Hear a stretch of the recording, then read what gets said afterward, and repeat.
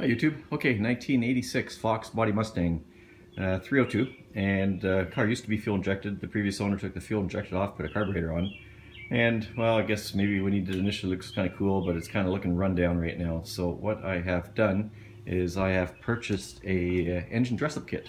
So I got new rock arm covers. The writing on these used to be red actually, so I painted these in yellow with engine enamel, just to kind of more match the scheme of the car. And along with the rock arm covers, I have a new air intake, or air breather. Got some gaskets to go along with the rock arm covers. And along with that, I got new nuts, mini nuts, and little tabs to put the rock arm covers on. I've purchased some high-tack gasket sealant, and all that's really for is to put it on the gasket, to put it on the rock arm cover so that when you put it in the vehicle, it doesn't fall down on you. That's just to hold it in place. And along with that, I've also bought new distributor cap, new wires, new plugs as well, so we're going to give it a tune-up at the same time as well. So I'll just cover a couple of steps.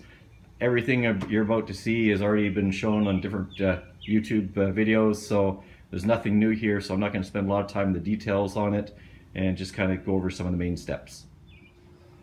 Alright, so I've removed the air breather, and what I've done is I got some tape out and numbered all the plug wires. Essentially how the numbering works on the cylinders is left front is number 1, then 2, 3, 4 is the back. Front right is going to be number 5, then 6, 7, 8. So I've numbered those with some tape and a marker. That way I could remove the plug wires and just get those out of the way for taking the rock arm covers off. And that'll be helpful afterwards when I put the new distributor wires on. I could just kind of take this off, set it here, and make sure I follow the same wiring sequence. And if I get a chance later, I'll look up in the manual and see what the firing sequence on that is, and just so if you need that for reference, it may help you as well. So 7/16 socket. I'm going to remove all the bolts from the rock arm covers, pop those off. If I can't get them off, I can take it with a mallet and give them a little of a whack, just kind of loosen them up a little bit, and those should come off pretty easy. You'll need to remove all the connection points on those for whatever else is connected to it as well. So I removed the valve covers and cleaned up where the old gasket was. That was pretty straightforward. Actually, the last guy had a really good quality gasket on here, so they came out in one piece. But you may need to maybe use a putty knife and just kind of scrape and clean that up where the old gasket used to be. So that's cleaned up, and what I did is I checked all the bolt holes, make sure they're clear for when I put the new ones in, so there's nothing there that will keep any of the bolts from fastening down the new one.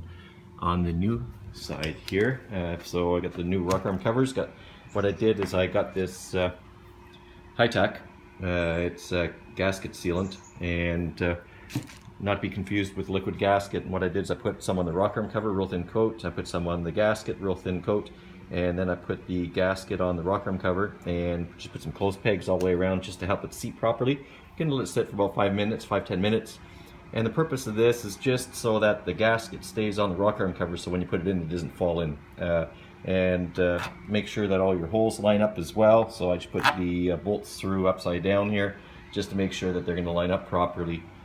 Just an item here, so along with this kit I got these mini nuts, and so they actually came in 2 pieces, and I started putting them together and then I noticed something. So on the one side of these, if you could see very carefully here, it's actually looks like a Phillips head.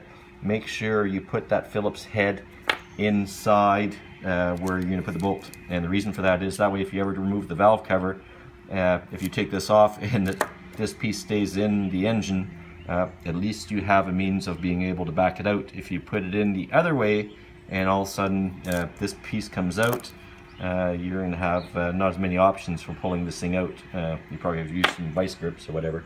But anyways, hopefully that helps so far. And what I'm going to do now is I'm going to remove all the clothes pegs. And by the way, if you use clothes pegs, make sure you don't get any of the gasket grease on it, because your wife will not be happy with you the next time she goes to use these and gets gasket grease all over the her laundry.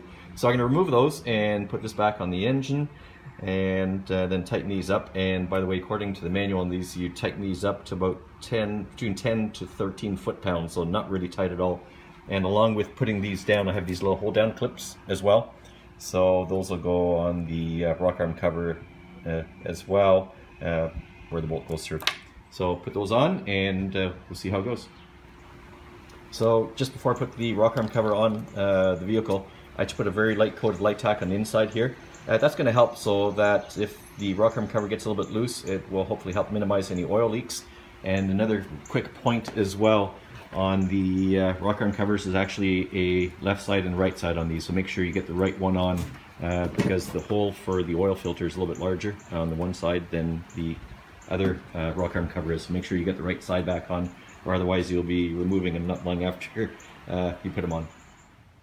So I have the one rock arm cover in, ran into a problem, so I had to do a quick switch here. I put the old bolts back in. Turns out the new ones here were bottoming out, so I'm gonna have to go and cut 4 or 5 of the threads off of here. I probably need 2 or 3, but I'll take a couple extra off to make sure I don't bottom out again. So I need to do that. So I put the old bolts back in, just to hold in place so the gasket can dry in place, and that should be an easy switch later. Just take the old bolts off and put the new ones on.